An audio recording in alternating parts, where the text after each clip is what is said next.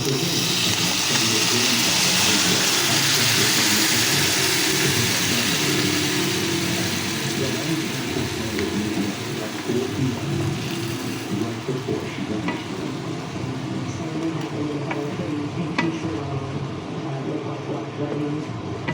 was the last that we knew she was in Bikol. So that was pretty important, but it really helped us lock in that time frame. Hours had passed since Sandra disappeared, but there was no sign of the river. It's the worst thing I had to do. You have this horrible feeling that something's terribly wrong, and you don't know what it is. A mother of two, Chief Thiessen empathizes with the family's growing anxiety. It's just heart-wrenching, and we have a job to do, we have to move forward through it, but I think there's that inside of all of us that we're thinking back on, is this going to be that time that it's bad?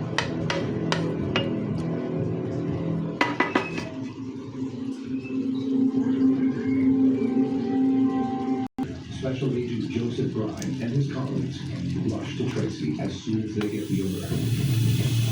When we first responded to the Tracy Police Department, the first thing we asked is, what are the odds of Sandra still being alive? Statistically speaking, 97% of the children who are abducted at this point in time have been murdered. But it's our job to focus both the FBI and Tracy Police Department on that 3% because there's a chance that she is alive. For the first time in his 15th, the case is close to home for Special Agent Tom Davis. I had 3 little girls that I raised, and so it's very emotional, particularly trying to find a child.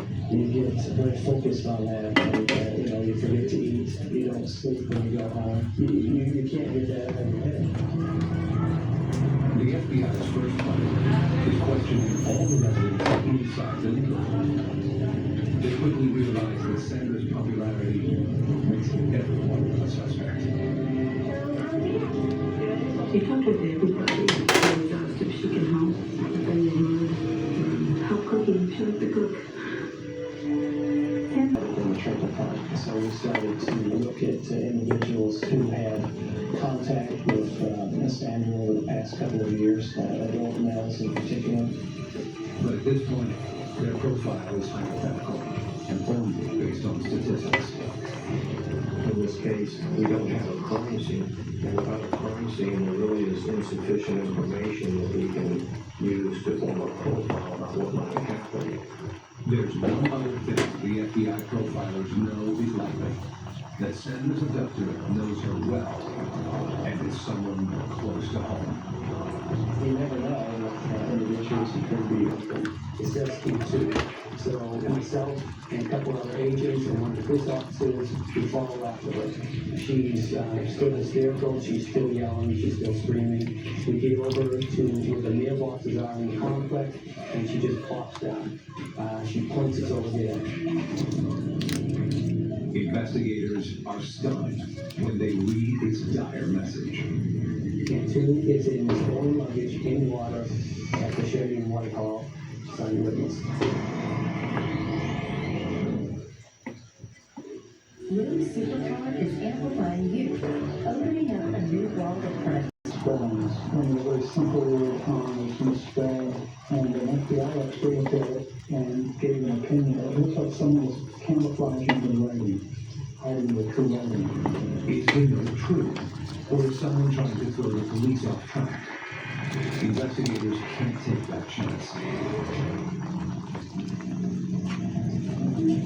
At daybreak, agents immediately order a search of the ponds near the address, 2.5 miles from the trailer park.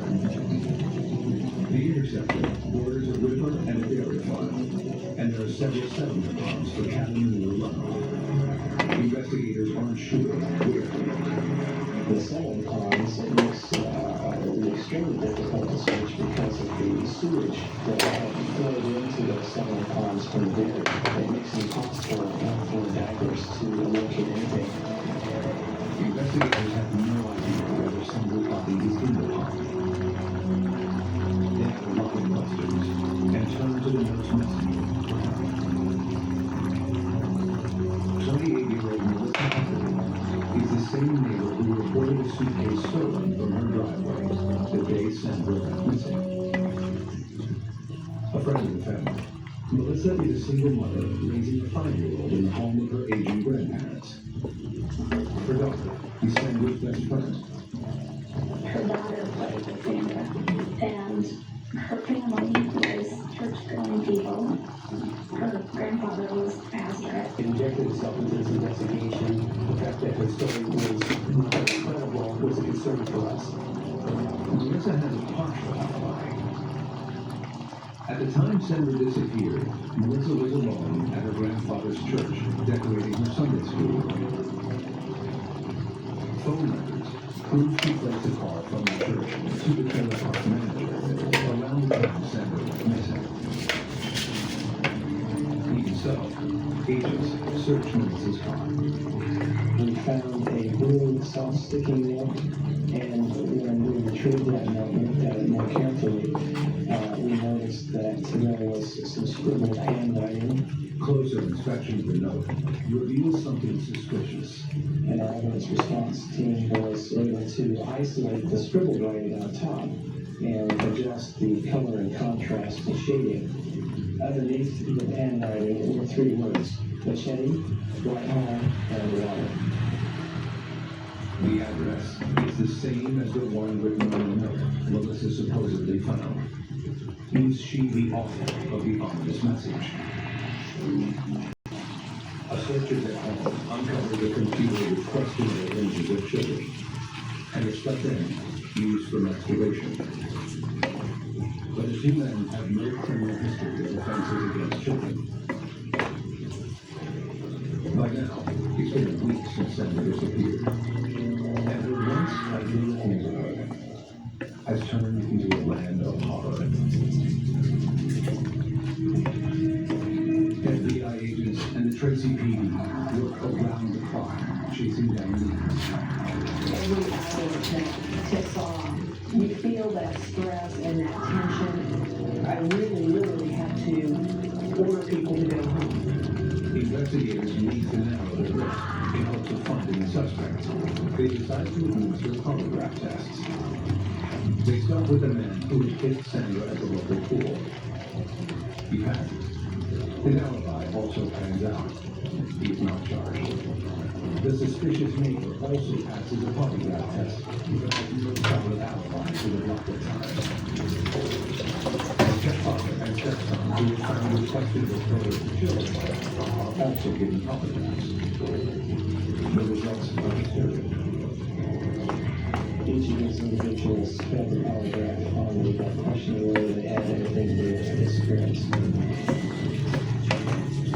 But as authorities begin to move on their leads, they make a tragic discovery.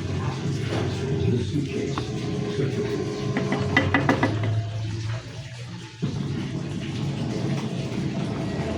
It's been 11 days since 8-year-old Sandra Cantu vanished from her trailer park in Tracy, California. 2.5 miles away, workers at a dairy see a suitcase floating in the water. They call the sheriff, who rushes to the scene with Tracy PD and the FBI.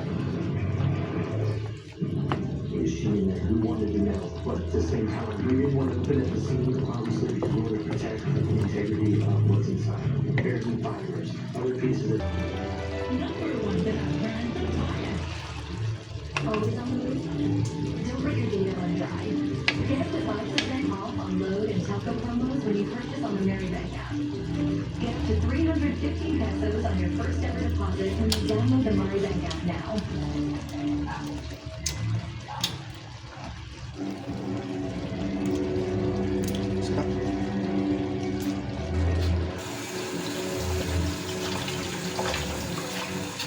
One time I had delivered the messages, I didn't have to do all this just by myself. This was just so highly charged. I had to take a few minutes, and I'm sure that there were a few tears that escaped. And but it's that to take that deep breath and back things out of hand. And we have a killer bomb. Authorities know the killer is on the loose and could strike again. As messenger of the note,